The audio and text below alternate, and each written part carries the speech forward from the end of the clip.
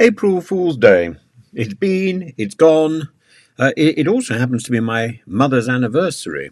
My mother died on April Fool's Day in 1986. So it's a day I sort of remember. And God help somebody who telephones me and tries to perform an April Fool's trick on me. I'm not really very appreciative of these things. But, I like the idea of April Fool's Day. It's just been a little, my ardour for it has been dampened by associations.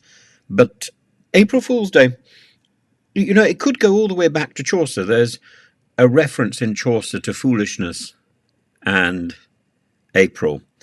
But it's more likely to go back to the adoption of the Gregorian calendar. So if you belong to the Eastern Orthodox churches, then you will know all about the Julian calendar and the different date for Easter. Easter in the Orthodox tradition this year is about a month after the Easter that the Western churches have just celebrated. And that's because the calculation of the year is different. And the Gregorian changes, which were part of the Counter-Reformation, came in much earlier in Europe than they did in Britain. In Britain, I think we adopted them in 1752, and it's commemorated with a Hogarth painting, Give Us Back Our... Is it 11 days or 15 days? I can't remember how many days it is, but people complained that they'd lost days. And technically, I suppose they had the calendar was suddenly shorter, and the Gregorian calendar came into France in 1564, and this involved changing the date of the beginning of the year from April to January. It's one of the reasons why the financial year starts in April, even today. But it's Lady Day. Lady Day in April was the beginning of the calendar. And with the Gregorian calendar coming in, everything went back to January the 1st. And those people who persisted in celebrating the beginning of the calendar on April the 1st were called fools and ridiculed. What's odd is April Fool's Day, not only is there a reference to it, or reference to something like that in Chaucer, but there's also a pretty good documentary reference of it happening long before 1752 in Britain, particularly in Scotland. In Scotland, there are two April Fool's Days, the Gawk Day and Tally Day. The Gawk is the cuckoo, the symbol of the fool, and Tally Day, you go around the place with a sign on your back saying, "Kick me."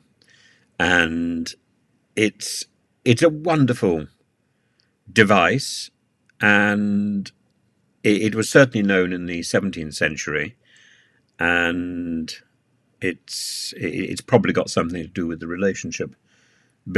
very close relationship between Scotland and France, which of course you will know about if you follow the wonderful adventures in Highlander.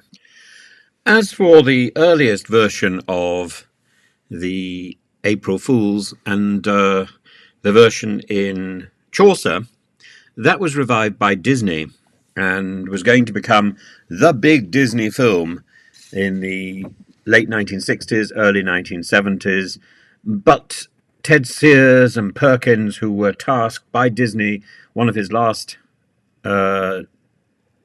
suggestions before he died, simply couldn't make the story work. They tried combining it with the story of Reynard the Fox, but Chanticleer, in the version that Disney was using, is the cockerel who believes that he is responsible for making the sunrise. Just didn't work, and I'm afraid it's one of those projects which has died a natural death, and maybe there's an opportunity at some point for it to be revived, and certainly it lives on in the character of the narrator in Robin Hood.